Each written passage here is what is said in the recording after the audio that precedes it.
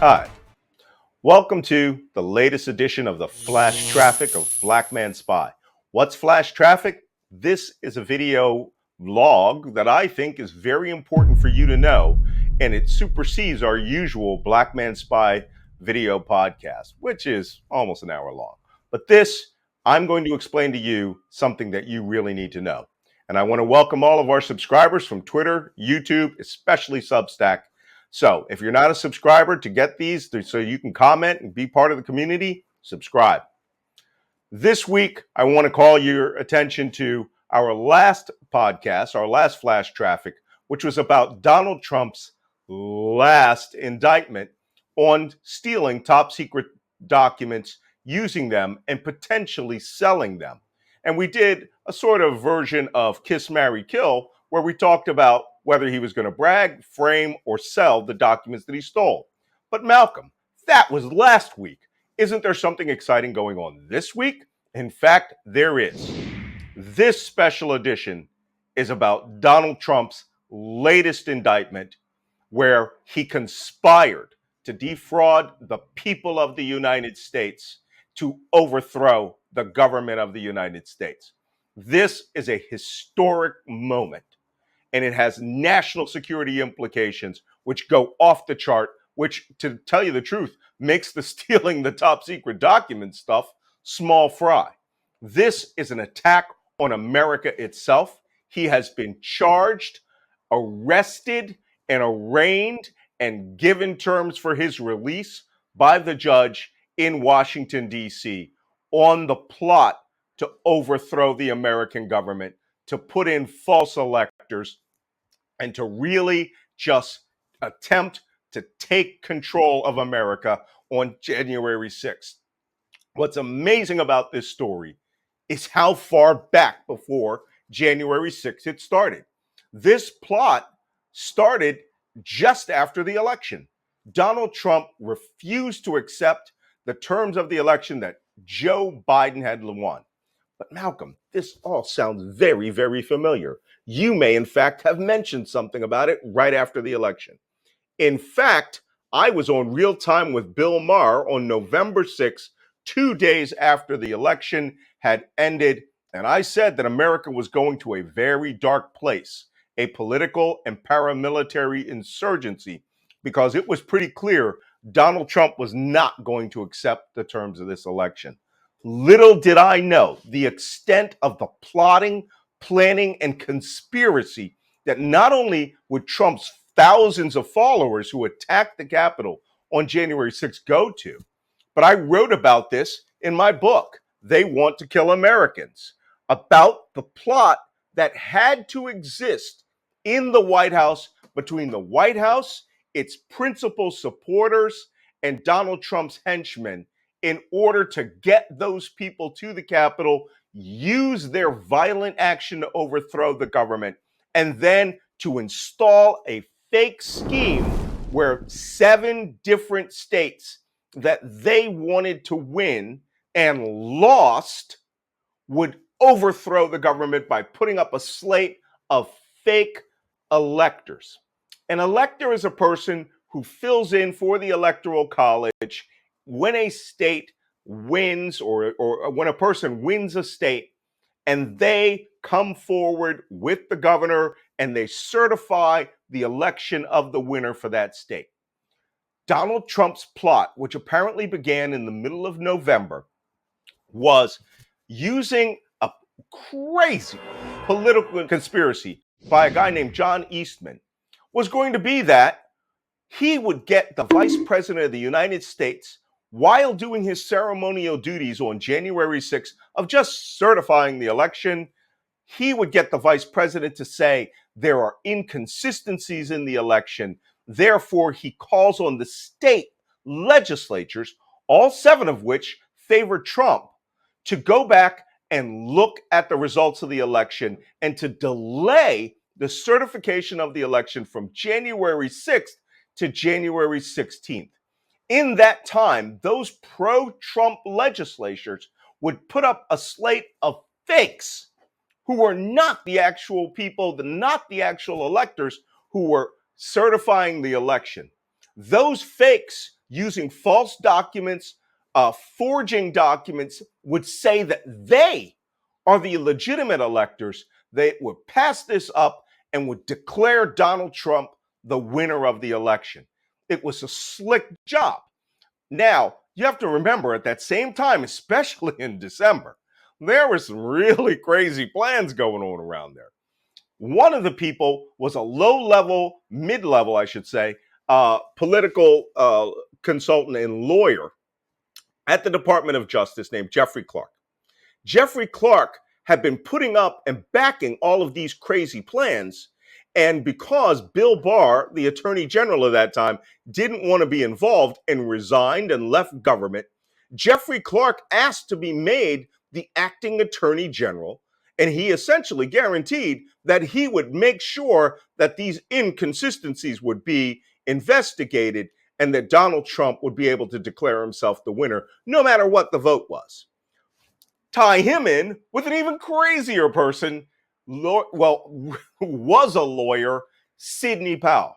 This woman, I'm going to use a technical intelligence term to describe the activities of Sidney Powell.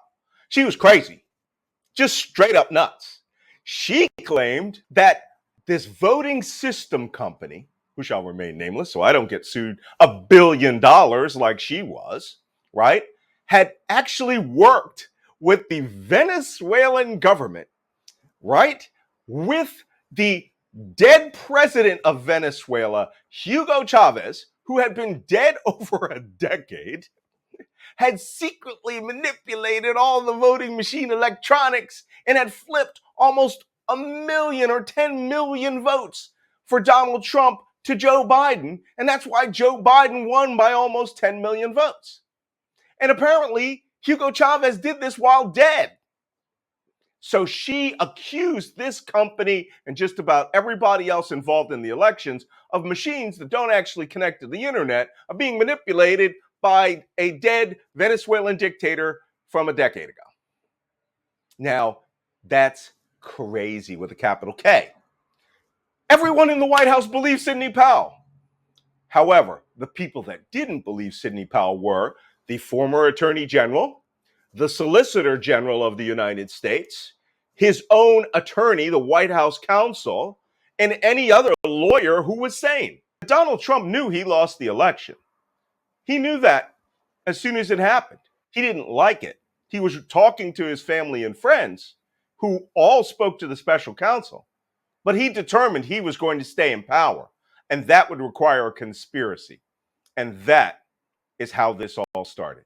All of this in December, in line with the militias, the criminals, the crazies, were putting out across the internet that Trump had actually won. And all of these conspiracies were coming together on January 5th at the Willard Hotel, where many of the co-conspirators in this plot were meeting with the Proud Boys, were meeting with the 3% militia and others who were all there with 40,000 Trump voters after Donald Trump had told everyone to be there on January 6th, quote unquote, it will be wild, and launched the insurgency against the United States.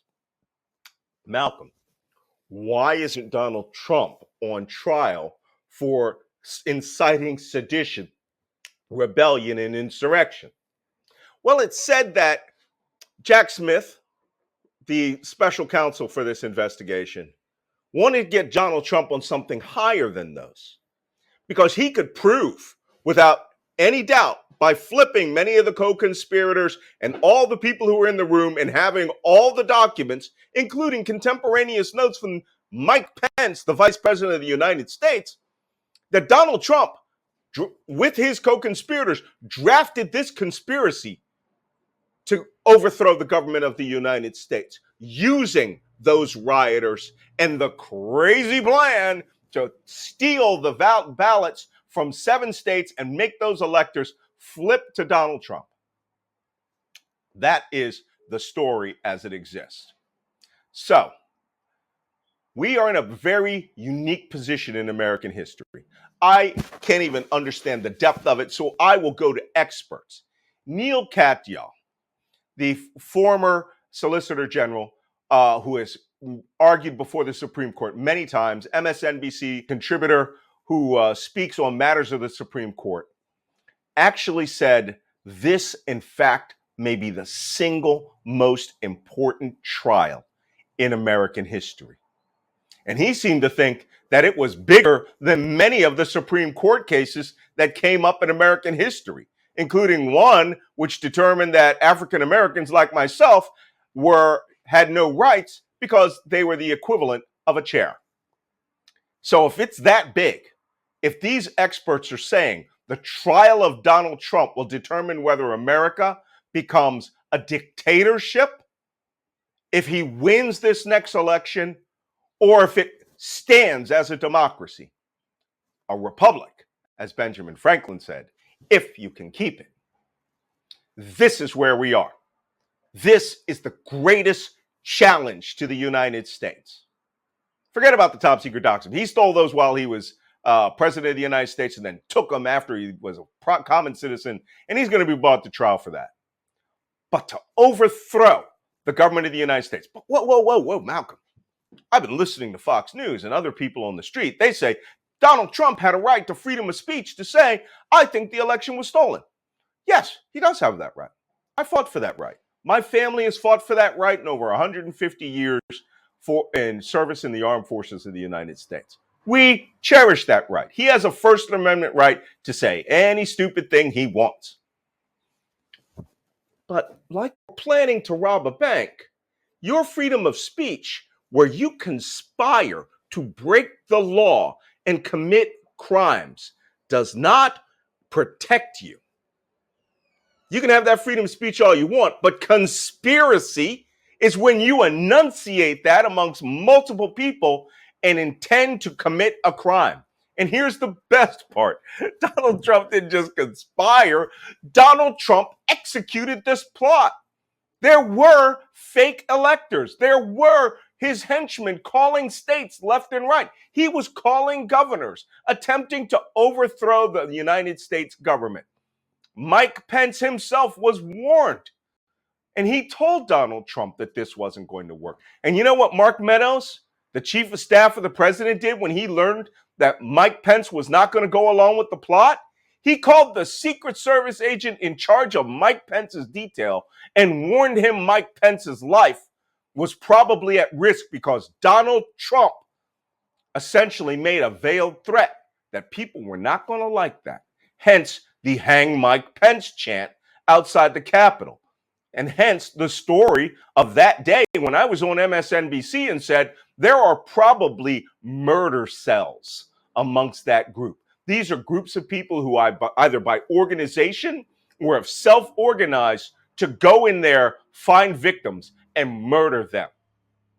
This story is quite possibly, stop that, check, not quite possibly, this is the single dirtiest thing done in the history of the United States. Now, granted, Benedict Arnold going over to the British and getting the equivalent of $2 million to turn over West Point and George Washington, that's a pretty dirty story. We haven't figured out where the money is in this story, but we'll probably leave that for another time.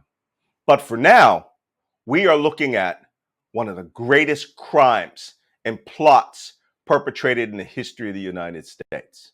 And it meant to take away the vote of every person who didn't vote for Donald Trump and to create a dictatorship where Donald Trump would have just seized power. And that's why he did not go to the inauguration, because he was pissed that his plot failed. And now it's going to get exposed at trial. America, you in danger, girl, because these people who support him, I've been monitoring their chats all day. Yesterday, today, they're threatening civil war. And that's why a year ago I wrote this book, They Want to Kill Americans. The they and they want are your neighbors who voted for Donald Trump. They are turning into a threat to the United States. The only question is, will they obey the law and keep away from their guns, or they think they're going to get froggy and jump up and let the full force and power of the United States come down on their head. If you haven't read this book yet, I read it. It's one thing to write it, it's another thing to read it. I terrified myself. And here's the worst part: everything I wrote in this book is happening and is holding up right now. So, with that, we are going to adjourn for today. There will be a part 2 to the Trump trial story, because this is going to be consuming America for the next year.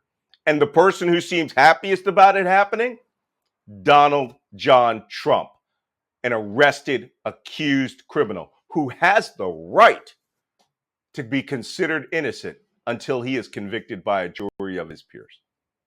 So that's it for this week's Black Man Spy. Subscribe to Substack, subscribe to YouTube if you haven't done it already. Follow us, share this with your friends, especially your young ones, right? Spent my whole life defending America. Explain to your younger viewers, explain to your kids, explain to your grandkids, explain to the kid on the street why this is important, why they need to vote next year to save America.